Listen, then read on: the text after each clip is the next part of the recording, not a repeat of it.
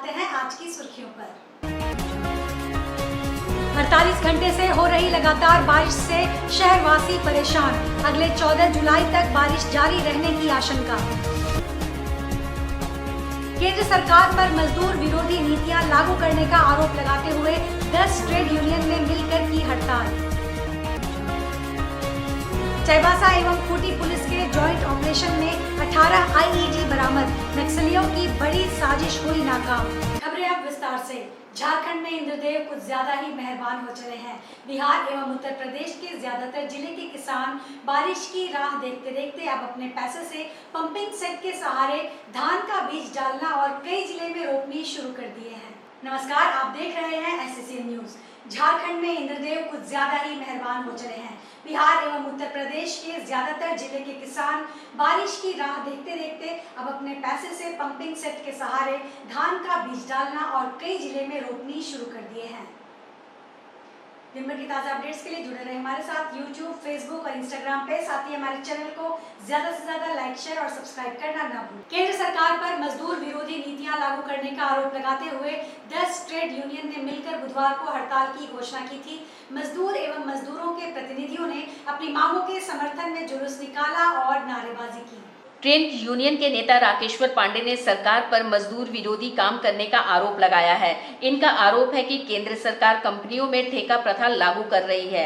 इससे मजदूरों को नुकसान हो रहा है। मजदूरों को सरकार की ओर से तय न्यूनतम वेतन नहीं मिल रहा है। श्री पांडे ने कहा कि सरकार की मजदूर विरोधी नीति के खिलाफ देश भर के 10 ट्रेड यूनियनों ने हड़ताल किया है। बुधवार को इसका असर आदित्यपुर स्मॉल इंडस्ट्री सहित टाटा की कई कंपनियों में देखने को मिला। भारी बारिश के बीच ट्रेड यूनियन के नेता और मजदूर हाथ में तख्ती और बैनर पोस्टर लिए सड़क पर निकले। बारिश से बचने के लिए एक हाथ में छाता और दूसरे हाथ में तख्ती नजर आई। केंद्र सरकार के खिलाफ सभी ने जमकर नारेबाजी की। इसकी सरकार मजदूरों का खिलाफ करेगी, विरोध करेगी, नुकसान करेगी और उद्योगपतियों को सपोर्ट करेगी तो विरोध तो करेंगे। पब्लिक सेक्टर को अगर प्राइवेटाइज करेगी, हम लोगों के उसका हक हिस्सा की कोई बात ही नहीं है। हमारा जितना लेबर लॉ कानून है, हम लोग सैकड़ों साल में जो लड़कर मजदूरों के लिए कानून बना सबको खत्म करके अगर 4 लेबर कोड लेकर आएगी और चाहेगी कि हमारे सारे अधिकारों को छीन लिया जाए तो हम विरोध तो करेंगे। हमारा झगड़ा क्या चीज़ से सरकार का है? सरकार से झगड़ा किस बात की है हमारी? हम बोलते हैं कि हमारे कर्मचारियों का मिनिमम वेतन आप बढ़ाइए, सुरक्षा उनको दीजिए, चारों तरफ से नौकरी का जॉब का, अनएम्प्लॉयमेंट प्रॉब्लम को सॉल्व कीजिए। आप ये लेबर कोड को अपना विड्रॉ कीजिए, हमारा लेबर लॉज को लागू कीजिए। अगर हम ये सब बातें बोलते हैं तो उनको अच्छा नहीं लगता है उनके हम विरोधी हैं। और ये चीज़ तो हम कांग्रेस की सरकार का भी टाइम में विरोध कर रहे थे, तो विरोध तो करेंगे। अगर जो हमारी मांगे होंगी उसको नहीं मानेंगे तो हम विरोध करेंगे उनका। कब तक विरोध जारी रहेगा? ये विरोध तब तक जारी रहेगा जब तक लेबर कोड वापस नहीं लेते हैं, जब तक मजदूरों के बारे में सोचते नहीं है वो, जब तक ये प्राइवेटाइजेशन करने का काम बंद नहीं करते हैं। ये लगातार क्रम जारी रहेगा हमेशा। पश्चिमी सिंहभूम और खूंटी पुलिस, सीआरपीएफ तथा झारखंड जगुआर की संयुक्त कार्रवाई में नक्सलियों की बड़ी साजिश को नाकाम कर दिया गया। खूंटी जिले के अड़की थाना क्षेत्र अंतर्गत कुयंगा पुलिस कैंप से सटे बनमगढ़ा के घने जंगलों में सुरक्षा बलों ने 18 शक्तिशाली आईईडी बरामद किए हैं। प्रत्येक विस्फोटक का वजन लगभग 3 किलोग्राम बताया जा रहा है। इस बड़ी बरामदगी से सुरक्षा एजेंसियों में हड़कंप मच गया है। बम निरोधक दस्ते ने सभी आईईडी को सुरक्षित रूप से विस्फोट कर निष्क्रिय कर दिया। सुरक्षा बलों का मानना है कि नक्सली सुरक्षा बलों को निशाना बनाने के लिए इन आईईडी का इस्तेमाल करने वाले थे। फिलहाल पूरे इलाके में सर्च ऑपरेशन तेज कर दिया गया है।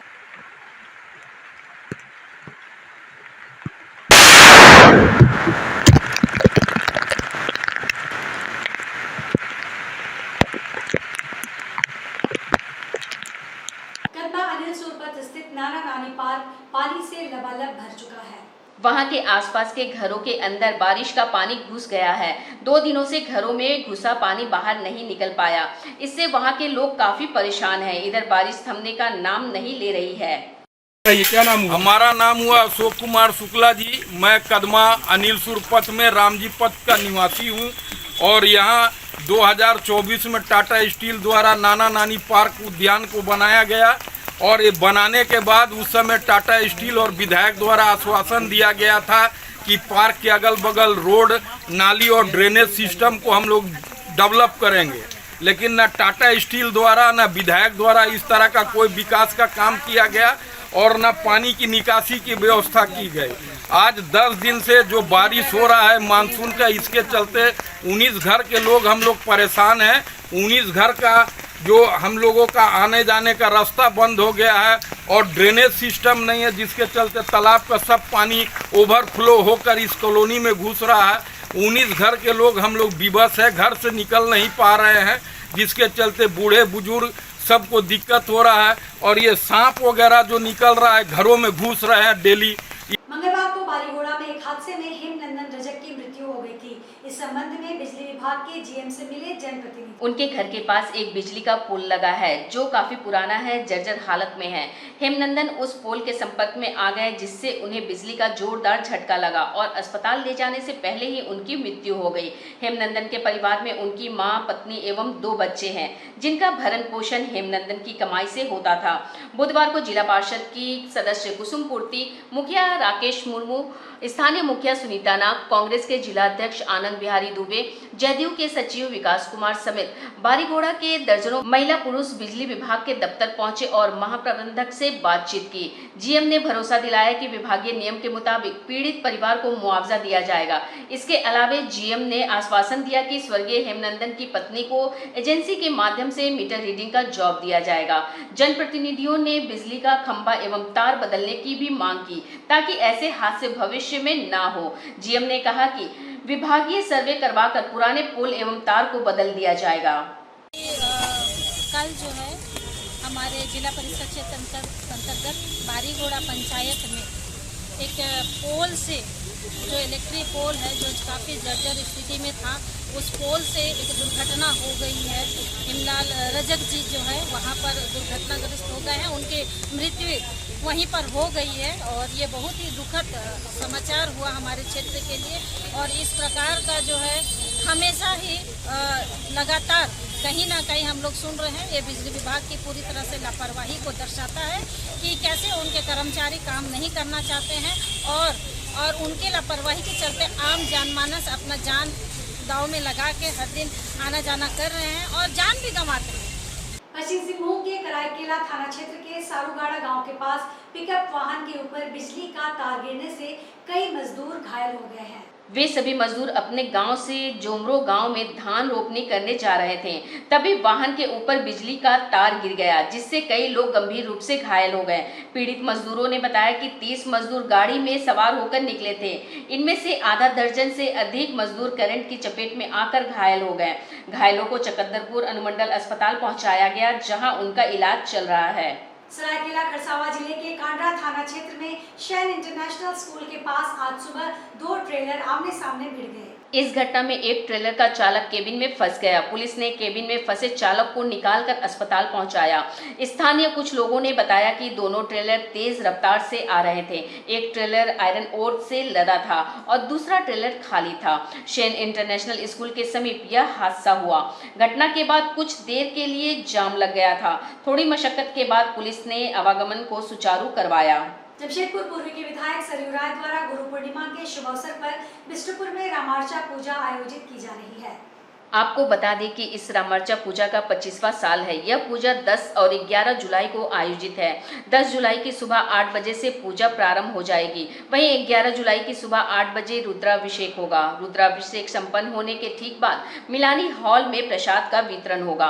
पूजा की तैयारियां अंतिम चरण में है। यह जानकारी जमशेदपुर पश्चिम के विधायक सरयू राय ने प्रेस कॉन्फ्रेंस में दी। श्री राय ने संवाददाताओं से कहा कि रामार्चा पूजा अयोध्या से निकली है, वहां से निकलकर यह देश के अन्य हिस्सों में गई। एक सवाल के जवाब में श्री राय ने कहा कि वह रामार्चा पूजा 100% अपनी आमदनी से हुई बचत से ही करते हैं। इस पूजा में अपना ही संसाधन लगाते हैं, किसी का सहयोग नहीं लेते हैं। सनातनी परंपराओं से लोगों को परिचय कराना इसका बड़ा मकसद है। श्री राय ने कहा कि अब जमशेदपुर के लोगों के मन में यह बात रहती है कि गुरु पूर्णिमा के दिन रामार्चा पूजा होता है और श्रावण मास के प्रथम दिन प्रसाद का वितरण होता है। उन्हें इस आयोजन में शरीक होना है। तकलीफ केवल ये आग्रह करने के लिए दिया है कि हर वर्ष की तरह इस बार भी हम लोग रामार्चा पूजा गुरु पूर्णिमा के दिन कर रहे हैं। कल गुरु पूर्णिमा है, कल रामार्चा पूजा आरंभ होगी, दिन भर चलेगी परसों सुबह में सावन का पहला दिन है, तो उस दिन सवेरे रुद्राभिषेक करने के बाद हम लोग प्रसाद का वितरण करेंगे। और प्रसाद लेने के लिए परसों सबको आमंत्रण है। मोटा मोटी ये विषय यही है। अब रामार्चा पूजा के बारे में उत्सुकता होती है कि ये पूजा कैसी है। तो ये हम लोगों की 25वीं पूजा इस बार हो रही है। जिस साल राज्य बना था 2000 में, 2001 से हमने आरंभ किया था रांची में पहले, फिर जमशेदपुर में। तो 25 वर्ष पूरा हो गए आज इस पूजा के। और इस पूजा में विशेषता यही है कि भगवान राम को केंद्र बनाकर ये पूजा है। भगवान राम की पूजा तो होती ही है, इसमें भगवान राम के परिवार के लोगों की भी पूजा होती है, उनके साथियों की जिन्होंने वनवास में उनके साथ समय दिया था और लंका पर चढ़ाई करने में जिनको सहायता की थी, युद्ध में इनकी मदद की थी, ऐसे सभी सबको पूजा होती है। जामवंत हैं, अंगद जी हैं या विभीषण हैं, हनुमान जी हैं, इन सभी की पूजा इस पूजा में होती है।